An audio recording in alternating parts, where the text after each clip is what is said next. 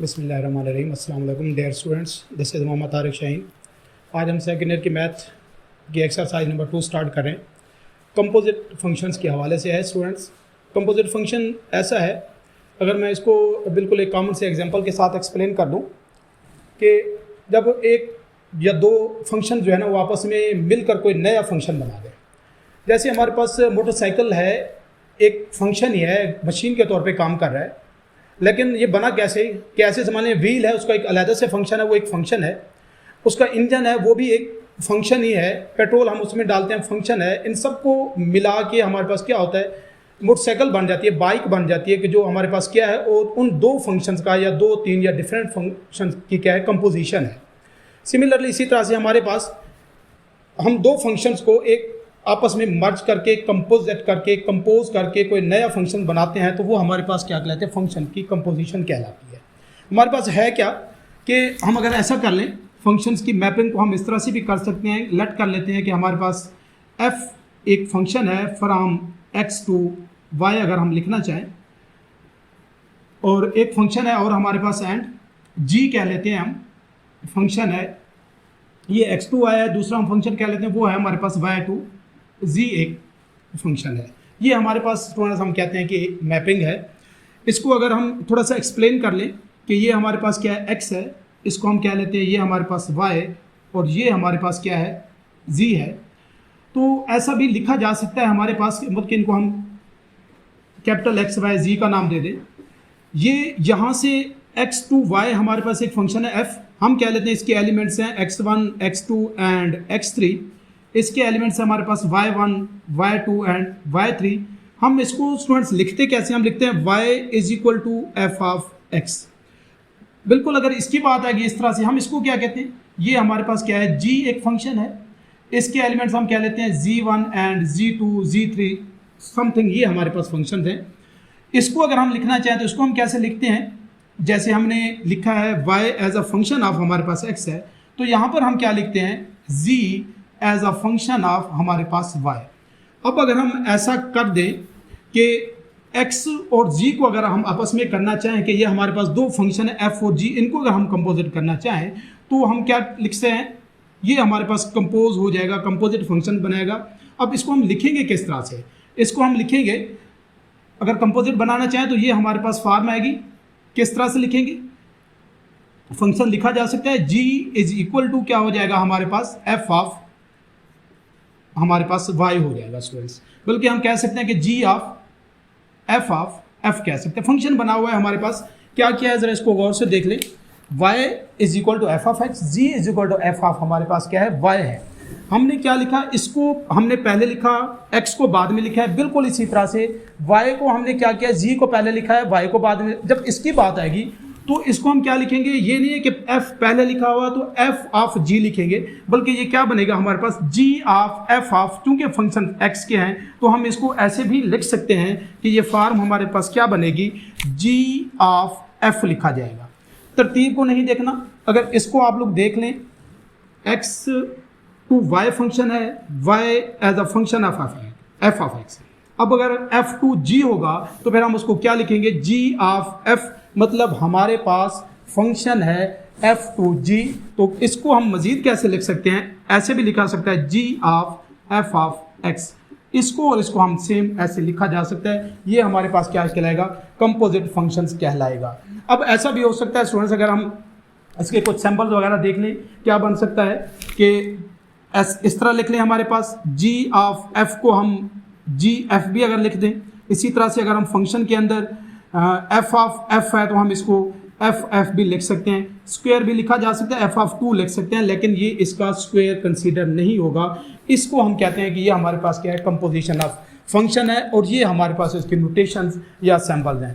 Question number 1 exercise 1.2 का students आप लोग का कंपोजिशन ऑफ फंक्शन से रिलेटेड ही है। जस्ट आप लोगों ने पैटर्न को फॉलो करना है, फंक्शंस की कंपोजिशन करनी है। हमारे पास डिफरेंट फंक्शंस दिए हुए हैं, एक फंक्शन के अंदर दूसरे फंक्शन को हम पुट कैसे करते हैं, कंपोजिट कैसे करते हैं, वो टेक्निक, वो मेथड जरा आप लोगों ने देखना है। जैसे आप लोग के पास क्वेश्चन नंबर 1 है स्टूडेंट्स, उसका फर्स्ट पार्ट अगर चेक करें, हमारे पास जो गिवन फंक्शन है हमारे पास f of x is equal to given है हमारे पास 2x प्लस 1, और दूसरा फंक्शन है स्टूडेंट्स हमारे पास g of x is equal to, इसको हम गिवन है हमारे पास 3/x माइनस 1। फाइंड क्या करना है, हम स्टेप बाय स्टेप चेक कर लेते हैं। पहले वो कहता है फाइंड करें, जो हमारा काम है इसके अंदर कि f of g of x find करें, f of g of x। दूसरा जो है क्या कहता है, दूसरा part g of f of x। Third part है हमारे पास इसका कहता है क्या फाइंड करना है, f ऑफ x। और फोर्थ पार्ट भी मैं ज़रा इधर ही चेक कर दूं, हमारे पास फोर्थ पार्ट है g ऑफ x। स्टूडेंट ज़रा आप लोग टेक्निक को, मेथड को ज़रा देखेंगे, बाकी इसमें ऐसा जैसी कोई कॉम्प्लिकेशंस नहीं है। इसको हम क्या लिख सकते हैं, इसका मतलब क्या है f of g of x का, इसका मतलब है हमारे पास f ऑफ, हमने क्या करना है जो फंक्शन हमारे पास f ऑफ x है, मैं उसको अगर पूरे फंक्शन को दोबारा लिख दूं 2x प्लस 1। हमने क्या करना है, इस बात को हम ऐसे लिख सकते हैं, इस तरह से भी लिखा जा सकता है। हमने अब किया क्या है, जो फंक्शन हमारे पास f ऑफ x था उसकी जगह पर x को हमने रिप्लेस कर दिया g ऑफ x के साथ। दोबारा लिखा है मैंने ओरिजिनल फंक्शन को, इसके अंदर अब वही काम हम करना चाह रहे हैं। f ऑफ x नहीं लिखेंगे, उसकी जगह लिखेंगे g ऑफ x। सिंपली हमने रिप्लेस करना है 2x नहीं लिखना, उसकी जगह हम लिख देंगे g ऑफ x प्लस हमारे पास 1। तब f of g of x जो हमारा रिक्वायर्ड रिजल्ट है is equal to 2। g of x की वैल्यू गिवन है या फंक्शन है वो किसकी इक्वल है हमारे पास 3/x माइनस 1। इसकी वैल्यू पुट कर देंगे प्लस हमारे पास 1।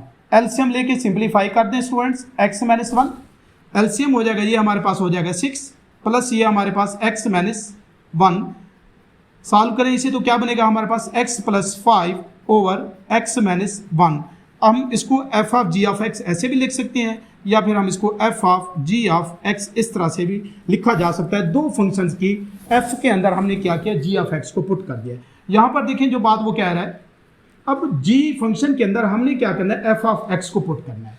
मतलब ये कंडीशंस क्या बनेगी अगर मैं इसको लिख दूं, इसका मतलब है g of f of x, मतलब g फंक्शन में मैं लिख देता हूं given function 3/x minus 1।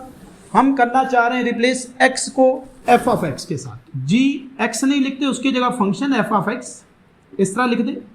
3/x नहीं लिखेंगे, उसकी जगह f of x minus 1।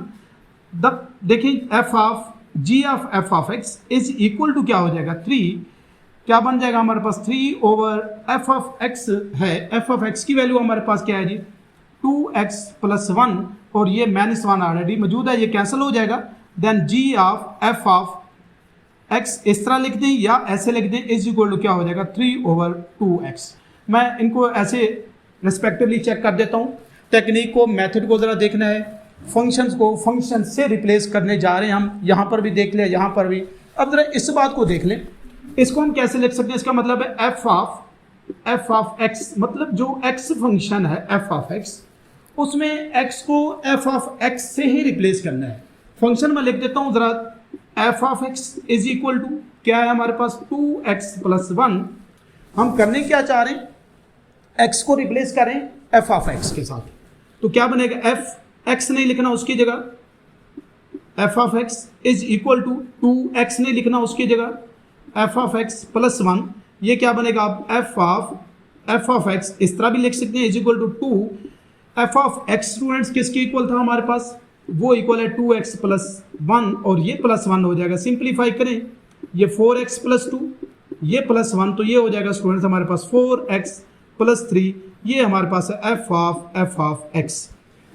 Function के अंदर, उसी फंक्शन के अंदर उसी को ही हमने पुट किया है। सिमिलरली g ऑफ x को भी हम ऐसे ही चेक कर सकते हैं। क्या लिख सकते हैं स्टूडेंट्स, इसको g ऑफ x लिखा जा सकता है, ये ब्रैकेट इस तरह से डाल दें।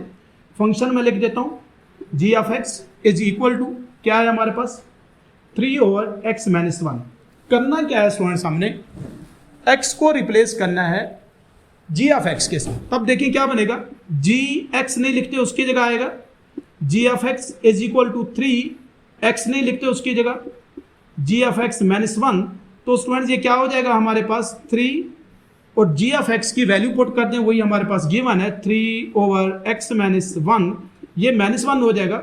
एलसीएम ले लें अगर इसका 3 ओवर x माइनस 1 एलसीएम, तो क्या बनेगा हमारे पास 3 माइनस है, इस माइनस की वजह से स्टूडेंट ये हमारे पास प्लस, रेसिप्रोकल इसका लेंगे 3 इंटू एक्स माइनस 1 हो जाएगा, और अगर मैं इसको सिंप्लीफाई करूं तो ये 3 + 1 4 हो जाएगा, 4 माइनस एक्स बन जाएगा।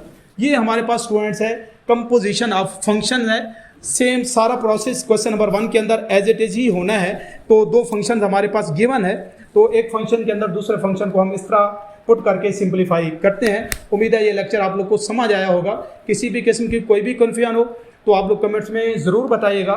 नेक्स्ट लेक्चर के साथ इंशाल्लाह इसी चैनल पे फिर हाजिर होऊंगा। तब तक के लिए अल्लाह हाफिज़।